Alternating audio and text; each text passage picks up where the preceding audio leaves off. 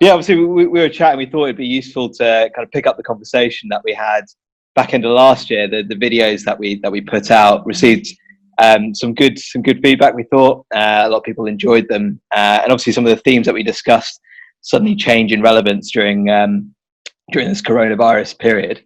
So we thought we'd have a little discussion around them. The first one, probably most relevant one, is ownership. We discussed, I think the strapline is, why would anyone own a football club? And you might even ask that even more now. It's obviously relevant with the Newcastle takeover on the cards, but they're going through obviously this Premier League. I think what used to be known as a fit and proper persons test, but that's changed, isn't it? So what happens now? What's going on in the transaction? Yeah, so funnily enough, a lot of Newcastle fans keep on trying to ask me that on Twitter, thinking I know something that they won't. But generally in my experience and what we've talked about previously is the test is basically the owners and directors test, the ODT, and at face value, it is simply a declaration for anyone that's going to control or influence a Premier League club that they haven't done certain bad things. So, for example, being in insolvency events, being declared bankrupt, don't have large ownership stakes in other clubs, haven't been disqualified as a director, haven't been disqualified in a particular profession. All of those type of elements generally, which tend to be seen as quite objective criteria. Now, the thing that has been reported and has cropped up in a bit of detail around the Newcastle takeover is because obviously it is at least backed by a sovereign state, and the Saudi sovereign state at that. And there's a few added complications in all. There's been some really interesting reporting over the last week or so in the mainstream press around human rights issues in relation to the Saudi government, and also the pretty high-profile spat between beIN Sport and the Saudi-backed broadcaster BOutQ, which is alleged to have pirated a lot of the beIN Sport footage, particularly in relation to EPL coverage in the region. So beIN Sport, I believe it was reported, actually wrote to the Premier League relatively recently as one of its bigger non-domestic broadcasters that is effectively paying over, I think, £400 million to the Premier League over a period of time. So there's actually more complications than usual in at least the passing of the ODT. But in addition, it's not just simply that declaration itself, because what will tend to happen is the Premier League will usually, under its regulations, ask for a meeting, will do some enhanced due diligence, or usually engage particular investigative companies to be able to assist. There'll also be quite detailed financial submissions, budgets, future financial information, etc., that will be required. And that can sometimes take a decent amount of time. And what's been reported, at least, is everything has more or less supposedly been agreed from a transactional perspective, but usually what can be the case is the deal can be contingent and conditional upon getting EPL regulatory approval, so that if it doesn't happen, and query, we don't know, and we're not in the know on that, that actually then the deal falls away. But at the same time, obviously, the deal has come so far now that it would be an interesting one to see if the Premier League actually rejected that at present. So that's at least what's going on from the owners and directors test, and then the obligations on a particular buyer that the Premier League requires of that particular buyer. And if I can then just turn the query around maybe onto your side, Omar, as well, is that at least in the Newcastle context, what do you think post-transaction, if that actually goes through, from a squad perspective, from a general spending perspective, from the talent that they've got in the squad, where do you think it stacks up? Where is the possibility of relegation? All of those type of things, maybe as a general interesting performance indicator. Yeah, it's an interesting one. I think historically, when we've chatted to investors before, a lot of whom have had interactions with Newcastle, because they're always been they've been on the market for a long time, as it were. There's always been a feeling that the club's been more up for sale when it's on the brink of relegation. So firstly, we've got this season situation. It'd be useful to know, what some of the implications of that, and what some of the headline figures versus maybe some of the reality on the ground. But also the longer term view on things? How's COVID going to impact broadcast revenues for clubs? Well, I think the straightforward narrative and the one that's been reported in the last month or so is that, at least for EPL amounts, that if the season doesn't finish, then there will be some type of rebate to the tune of £800 million plus. And that will presumably be something that is set out in the broadcasting agreements as to if particular performance of services by the Premier League as an entity can't be fulfilled, then value needs to be reapportioned to some degree. Now, obviously the position then at the time being, or rather the current position, is season is suspended. There is the appetite for an indefinite extension until the season can be finished, and then you see what happens then. And I know we can maybe have a more broader talk on the framework points in a second, but I think the point, at least from a value proposition, at least, and we've talked about this previously, is maybe as follows: if the general overview of how broadcasting rights are sold in the UK is that only maybe a certain proportion of each match day of games is actually shown on television, and because it looks unlikely that there is going to be fans in stadia over a decent period of time, even up until the end of this year, then I think there is then a value opportunity for the Premier League clubs generally, because presumably there's no reason that they couldn't start a new tender or offer additional domestic games to the incumbent broadcasters, either as a value substitution effect or to actually put a new auction out there to be able to provide extra value for the Premier League clubs, and possibly by way of solidarity contributions.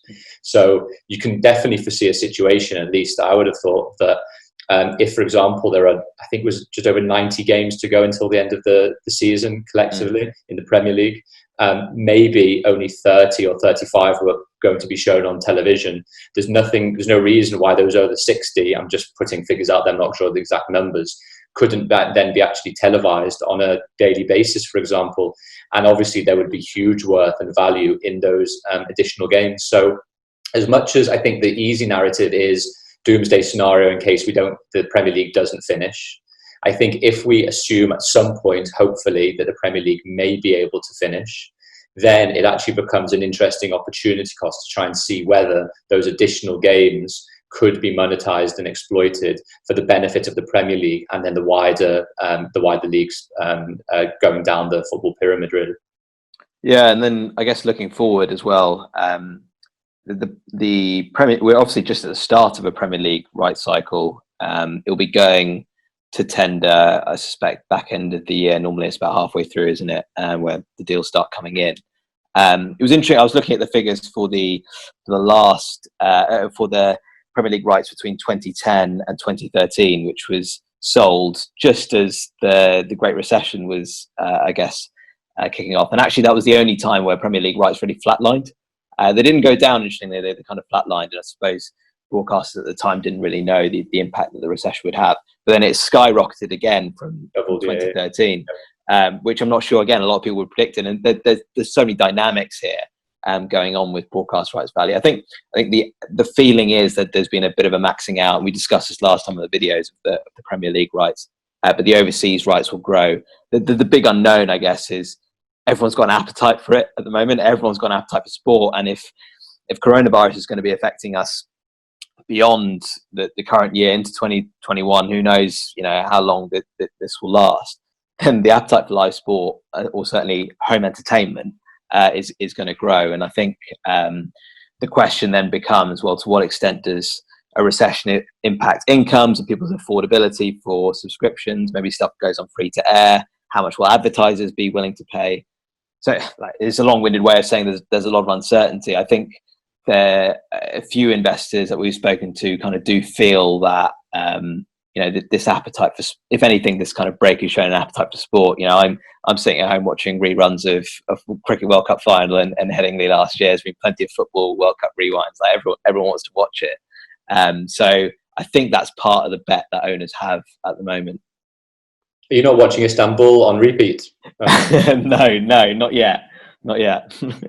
Yeah, no, I completely agree. And, I think I give the extreme example, which was, I'm not sure if you remember, I think it was maybe even a month ago or so, someone did a brilliant video of a marble race and commentary on Twitter. And it got something like ridiculous, like 12 million views in a couple of days or something silly, which sort of, at a very basic level. But the more I thought about it, the more I realized actually there was something intrinsic about the need for live competitive sport within our psyche more generally, because we are so used to it.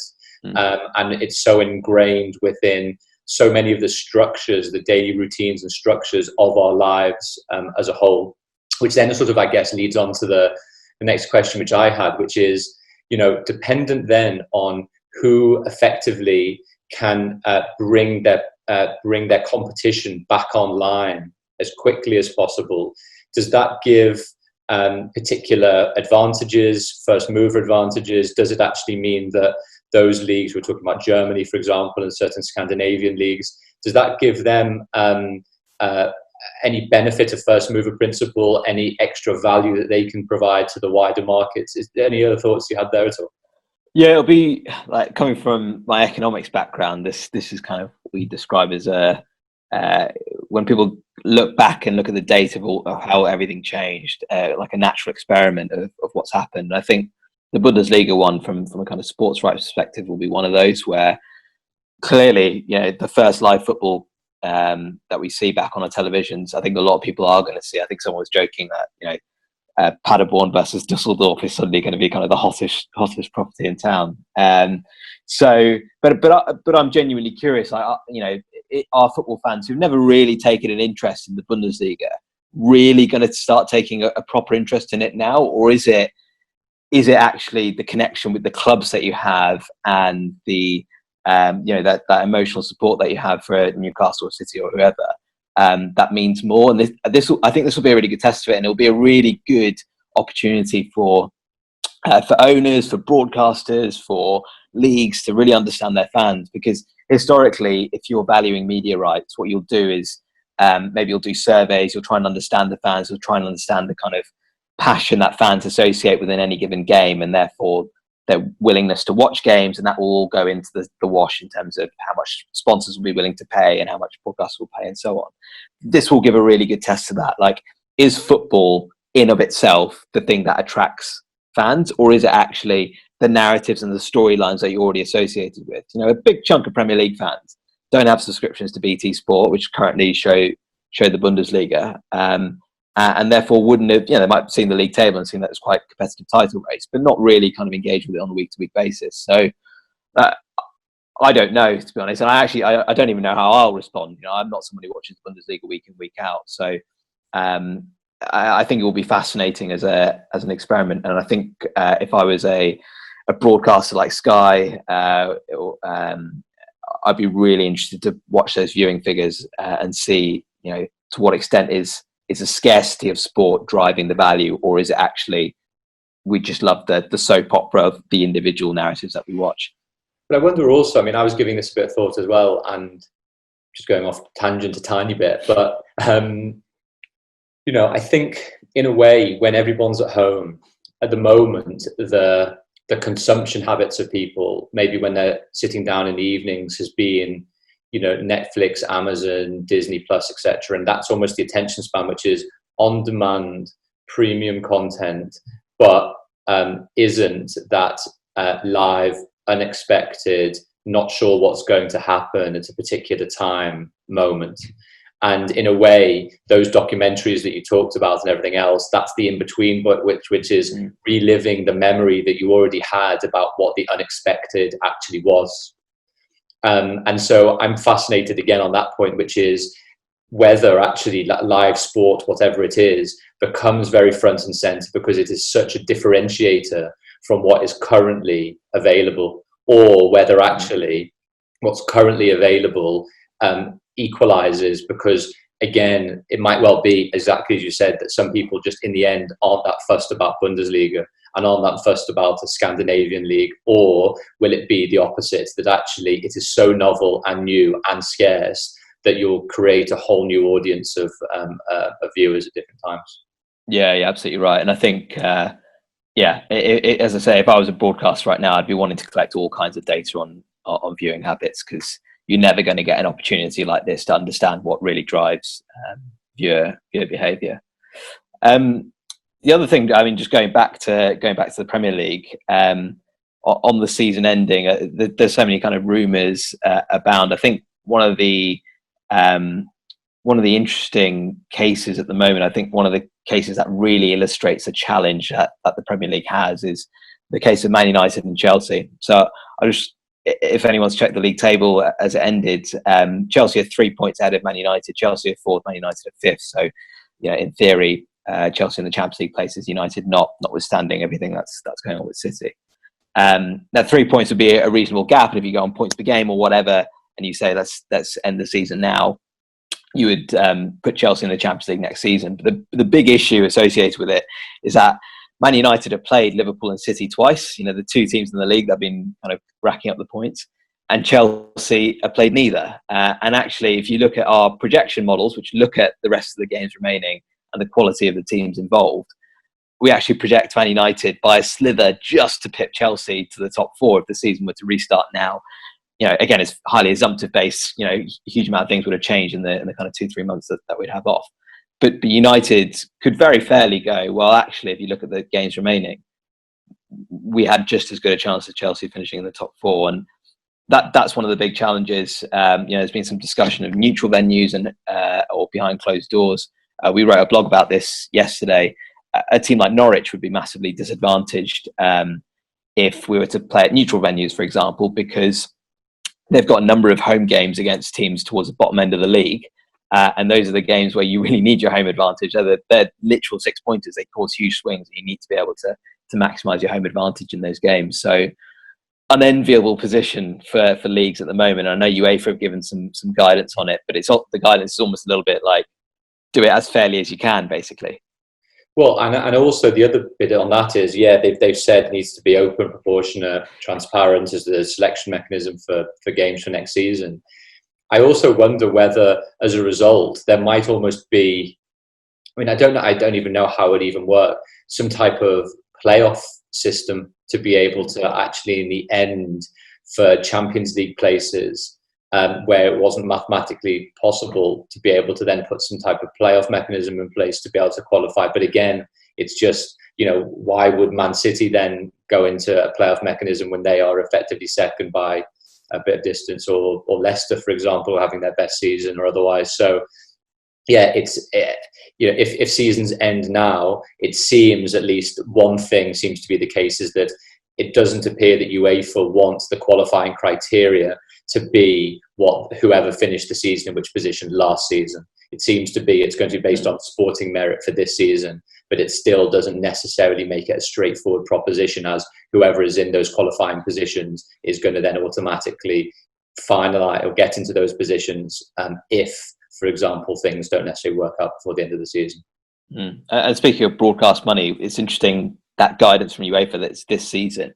A lot of leagues distribute money based on kind of a 2, 3, 5, some cases even 10-year basis of performance. Premier League's actually, I think, one of the few that is only this current season. A league's going to have a real difficult time, I think, determining how to distribute that broadcast money, because some of it's contingent on league position, some of it's contingent on how many times you appear on TV. I think broadcasters, for example, were holding back on Liverpool games because they wanted to make sure that they capture the run in and them lifting the league and so on. So, not an easy decision to make. Just finally on this kind of media rights landscape, what do you think clubs are thinking at the moment in terms of their, I guess, vulnerability to shocks like this? Now, in most of your planning, I guess you're not thinking about events like global pandemic that might affect your business model, but clubs probably are going to start thinking about that. What are some of the things that they can maybe do in terms of diversifying their revenue and making themselves less at risk to what's going on at the moment? Well, there's a few bits going on, I guess, which is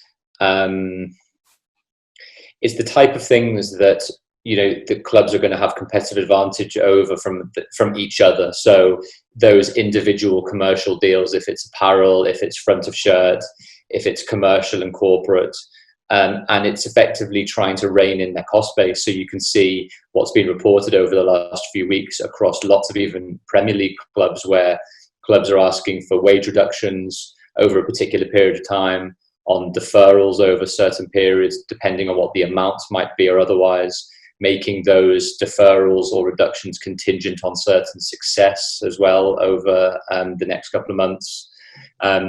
So in a way, I think ultimately what has tended to give EPL clubs confidence in their own approach to things, and obviously some clubs are more dependent on broadcasting monies than others, is that minimum guarantee of those collective distributions, which tend to be around 100 million, plus all of then the individual deals or otherwise that you can otherwise do. So yeah, it's obviously vital to have diversified revenue streams, but it's easier said than done. And I think I'm not necessarily convinced that it's not like any club isn't thinking, well, we need to make sure that we bring in extra match day revenues, or we can maximize particular elements.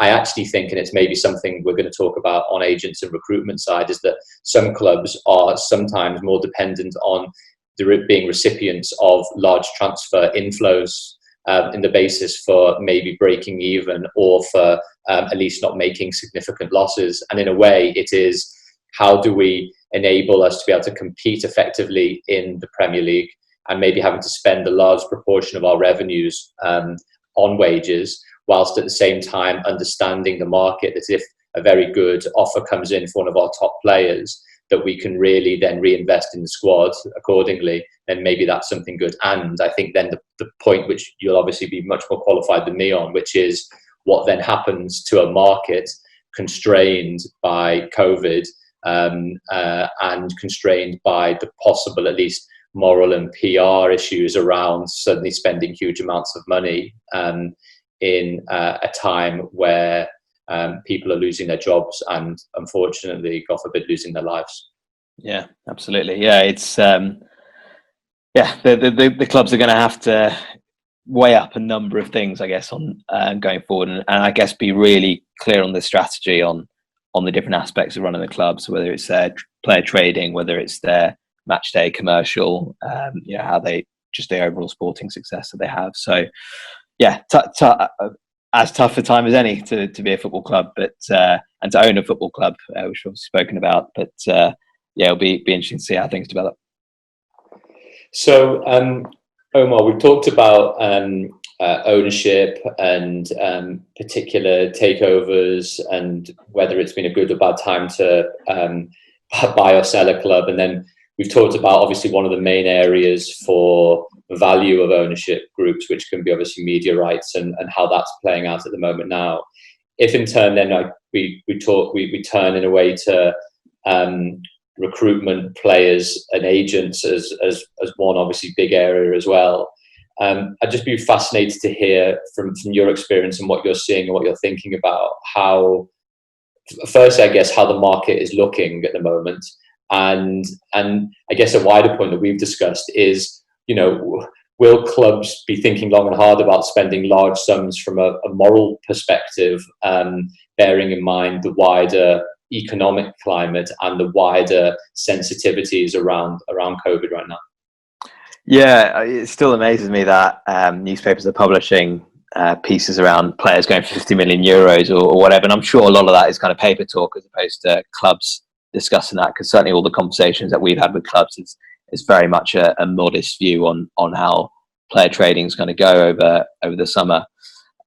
Historically, I mean, a lot of people have spoken about the explosion of transfer fees, and I know I've spoken about this before, but transfer spending has historically been, particularly in the FFP era, in proportion with club revenues. So in the Premier League, for example, each year net transfer spending accounts for about 15, or is equivalent to about 15% of the club's revenues. So taking that as a kind of baseline, there's obviously, you can look at the reduction in revenues from match day, from commercial, potentially broadcast as well, and make some projections around, a best estimate of how much transfer fees will fall. But there's other factors going on here. How much cash clubs have. A transfer fee isn't just a transfer fee. When PSG paid 200 odd million for Neymar, they aren't literally going to their bank account and extracting 200 million and sending it to Barcelona. That's paid out in installments. There'll be contingencies and all kinds of things associated with that. So the other thing here is that a club may be offering, let's say, 6 million for a player, will maybe be in a better position paying cash up front than a club offering 10 million for a player, but let's say 2.5 million spread over 4 years. So it's all these dynamics, and that's going to be really difficult for clubs to navigate. The number one thing that everyone knows is that prices are going to go down. The thing is, no one knows what yet, how much yet, and I think we've spoken a little bit around what that calibration event will be. We spoke about goal like a few summers ago with goalkeepers. The recalibration event was the Alisson deal, and then Kepa followed it up. You could argue with centre backs, it happened with Van Dijk, and at some point there's probably going to be a player that goes for a lot less than what they were expecting to go for, just because it made sense to the seller who needed to get rid of the player because he was on high wages, and it made sense to the buyer because they're probably getting a good deal, or at least how they perceived it. So yeah, really tough. I think the other thing, so that's on the kind of value piece. I think the other thing that clubs are thinking about is strategy. How do you navigate this market? And I mentioned on the ownership discussion we had around not wanting to get involved in bidding wars. A lot of Premier League scouting in particular happens within the big 5 leagues. So about a third of transfers are into Premier League, and then roughly kind of a half to 2/3 of transfers are into big 5 leagues, into the Premier League. Now, if everyone's scouting in the same regions, everyone's looking at the same Y-Scout videos and the same data, then you are going to get involved in those bidding wars, and there's no getting around it because everyone's going to identify who the best players are. So clubs are going to have to think smart around the way that they identify players in this period, and maybe try and pick out the clubs and teams that are most likely to want to sell versus those that are maybe in a bit more comfortable position. And we were discussing it when we were just preparing this in a bit as well. I agree. It's almost like in negotiation you have the sort of concept of anchoring, which is you put down a sort of minimum amount, even if it's in your own head, or what you think is the anchor on the other side, and then you use that as the baseline basically in order then to try and find extra value or to try and increase any particular offers. And it almost feels like we're going to get to that sort of, again, as you mentioned, that sort of anti-anchoring position where it is all rather a new anchor, where when one potential deal happens at some point, whatever that amount is, and that recalibration happens, is that then it almost provides the justification for the rest of the market to sort of reanalyze where everyone else stands. It was almost like when the summer of Mbappe and Neymar, and then Coutinho, and then Dembele, for example, happened, and that almost set the standard really then for the next 3 or 4 windows, almost in a way that the deflationary effect of a few transfers may actually then, as a result, recalibrate that market. Sounds like what may at least happen. Yeah, I remember chatting to a Premier League CEO. It's a slightly dated example now, but he had quite a valuable centre back that a lot of clubs rated. And the moment John Stones went from Everton to Man City for the reported fee of 40-50 million, whatever it was, he was like, right, that's the new asking price. That's how it works. Like we've got player valuation models that we like to think provide a objective valuation on players, and it can certainly help clubs get a sense of where they might be able to find value in the market. But at the end of the day, the market's the market. It's the same when you're buying houses. No one looks at a house and goes, oh, I can see the asking price there, and that's exactly what it's worth to me. That's exactly how much it'll increase my whatever. Clubs don't think in that way because it's very challenging to think that way. It's very difficult in terms of modelling, trying to pick apart what, if I buy this player for 20 million, how does that actually impact my chance of Champions League, chance of winning the league, impact on revenues? It's a really complicated task.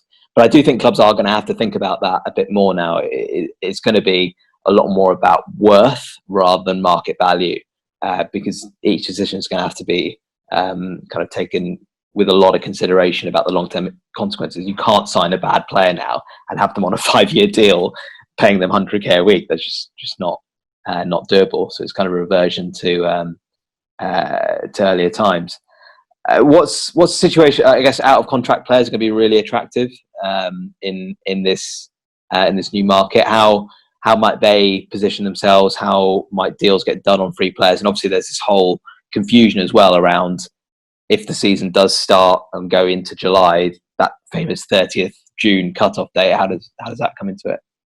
Yeah, there's loads of difficulties approaching, really, and I know that's one of the pinch points that a lot of clubs and agents and players are thinking about, which is, for a lot of high-profile players across European leagues who are out of contract, or even plenty that aren't as high-profile that are out of contract, it leaves a bit of an uncertain situation, because if that contract expires, and at least under English and Wales law, you can't compel someone to keep being employed by you. It can't be a unilateral decision that an employer takes or an employee takes. It needs to be a sort of joint extension. What FIFA at least said is that the team and the player can come together and have a short-term extension to be able to play until the end of the season.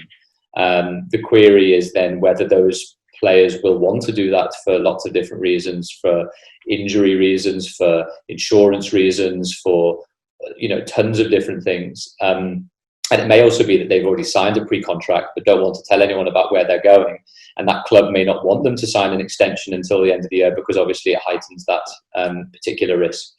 But the issue then for players is that, exactly as you said, if, for example, then the season isn't going to finish until, let's just conservatively say, July or August time, and then the transfer window only opens around the time of the end of the season and before the next season starts, who knows when that might happen, then although players can enter into new employment contracts with new clubs when their contract expires, the nuance is obviously that player can't be registered with that new club until the new season begins, or rather at least until the registration window opens.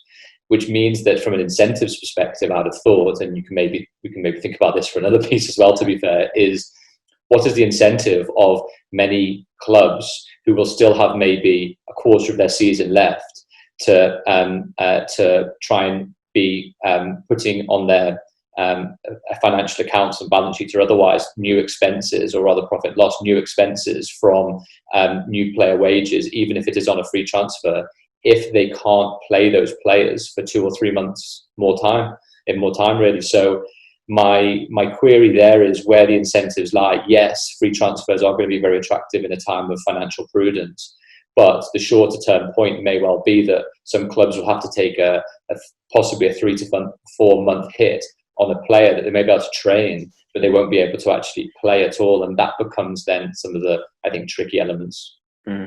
The other type of free transfer, as it were, is young players, and I actually think clubs as academies here might really come to the fore. The clubs that have invested in their academies over the last 3-5 years will now, the ownership groups and the boards will be saying to the head coaches, you haven't got a budget, you can't spend on new players.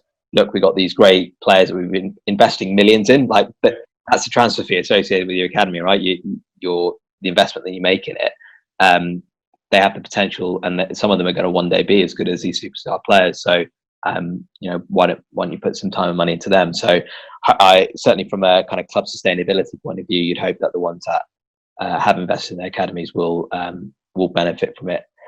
And I think just on one other point, as well, which maybe leads into maybe some of the agent discussion we can have as well, which is, it leads to some quite difficult integrity of competition issues as well. I know we talked about that in our previous chats as well, but ultimately, unless things have changed over the last week or so, my understanding is for Watford, for example, Watford's 2 goalkeepers, Gomez and Foster, are out of contract come 30th of June. So if they don't sign new deals, and then aren't playing for Watford anymore when the season resumes, or part of the season resumes, then are not contracted to play anymore, that potentially impacts on Watford's chances of survival, presumably, because they're not going to be able to bring a new goalkeeper in because the registration period obviously hasn't opened as yet.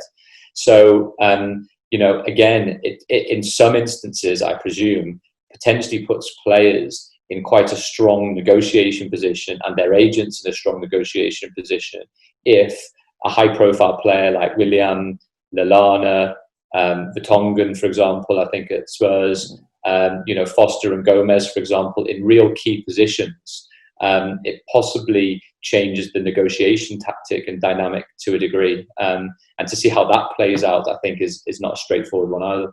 Yeah. You race agents, they're gonna have an important part to play in the marketplace, potentially, in terms of being able to communicate all these different messages to clubs and players and so on. You've been obviously a lot of work with speaking to intermediaries. What's their feeling at the moment in terms of how the transfer market is going to develop and their role in it? Well, it's difficult, really. I think, I don't see the day-to-day work that my agents and clients do, really, because a lot of the time I'll be asking, what deals are happening? Is that likely to happen? Who have you been speaking to here? And then sometimes the things that don't look likely end up happening, and then then it becomes a race against time sometimes to be able to help in particular instances. But there were some really good pieces on The Athletic over the last few weeks as well, and I know you guys contribute to that as well, and that publication. A couple of pieces by Adam Crafton and David Ornstein and others, specifically just talking to their connections throughout the agent and ownership and player world, just about how everything has more or less gone into a bit of standstill, or at least a holding period, because I think at the moment, and it goes back to our point we were talking about earlier about timing and suspensions of the league and indefinitely continuing, etc. I almost think until there is some certainty about what is possibly going to happen, when things are going to start again, if they start again, on what terms they're going to start again, how long the season goes on, all of the usual traditional frameworks of how football has traditionally run has literally gone out the window. So you almost, in a way, can't base anything that is happening at present on what is normal, usual, or acceptable is the truth. I don't mean acceptable like something is unacceptable, but I mean just common behavior, which means that whilst there is this stasis, if I was the chief commercial officer or chief financial officer of a club, and the sporting director or chairman or chief executive, we're trying to budget particular budget and forecast for the couple of years time ahead. There's in a way very little point in having substantive conversations with agents or otherwise, because the truth is, on the whole, no one's going to know what their requirements might be, and those requirements might change inside 2 or 3 weeks, depending on what potentially happens in announcements that the EFL make, the EPL make, other leagues make, etc. So my view is that agents obviously have strong relationships with their own individuals or particular clubs and vice versa. So that isn't going to change overnight. I think what is going to change is probably the appetite to spend large amounts, as we've talked about. But actually then what happens if particular situations occur? And that is almost the job of the agent, which is, I think, to find solutions, to put potential options to certain clubs at certain times, and then to see where the lay of the land is and how that changes over a particular period, because we don't even know when the transfer window is going to open, never mind the season finish, which means that all of these things, it's like literally 5 or 6 balls in the air, and it seems like the most important and significant balls are still in the air, i.e. they haven't come down to rest, and then you don't know how then to plan as a result. Yeah, absolutely. And one of the dynamics that might be is that clubs at the moment, again, are cash poor. They might be struggling to pay installments to other clubs and agents. You might get this scenario where certain agents are attached to certain clubs and are able to support certain teams because they've got a good relationship with them. There's going to be a lot of behind the scenes work here in terms of where the relationships exist and where the money might be owed ultimately. Well, yeah, exactly. And we were talking about it before, which is, the times that agents are historically paid tends to be in installments after a window has concluded. So if that's in February for a January transfer, or around the summer period if it's July, August, September time for a summer move. And if the vast majority of those agents are paid in installments annually or twice a year, for example, then there are going to be quite a lot of pinch points happening come this summer period if things aren't resolved to a degree, because, you know, I think it's probably fair to say that clubs are going to have to try and balance their cash flows. And I'm sure one of the things which will, you know, have to be balanced is that idea of fully paying agents. But the flip side of that is if those clubs still need those agents to be able to assist with deals and to be able to maybe transfer players out because of cash flow issues, then, you know, it's less likely those agents are going to be best enamored with those clubs if on one side they're helping them, on the other side they're not paying them. Yeah. So as with everything in this window, there's uncertainty, and there's I guess for a lot of clubs where they see uncertainty, they'll see opportunity. You know, one of the things that we were discussing internally here is swap deals, which is a very kind of common thing in US sports, and I'm sure actually in US sports at the moment it's probably been raised as quite a big way of alleviating cash and moving wages around and that type of thing. Don't often happen in football, partly because I guess the complications of players having more of a say and that kind of thing. But it's another added factor that might come into the consideration as to, oh well, if Club X is struggling and wants to get rid of players, is there someone we could maybe give them instead and maybe make the deal more attractive to them?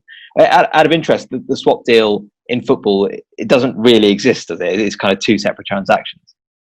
Well, no, it's actually a really good point, because what can be a concern at some instances because of the structural way that things happen, especially because, again, we talked about one of these bits in our last piece, when we actually sat around 2 meters apart from each other. We were actually probably around social distancing. It all seems so dated, won't it? Oh my Lord.